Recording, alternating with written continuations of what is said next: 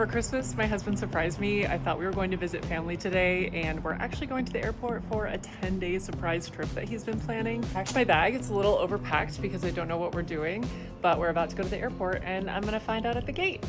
Adventure Squid, back at it again. Can you hang out over there?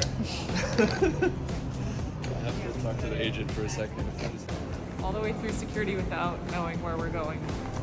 I'm probably gonna find out at the gate, but we don't board for another hour, so you're making me nervous. At the restaurant. All right, what are your guesses now? I don't know, but I'm scared that someone at this restaurant is just gonna turn around and it's like gonna be like our friends or like my mom. Good, how are you?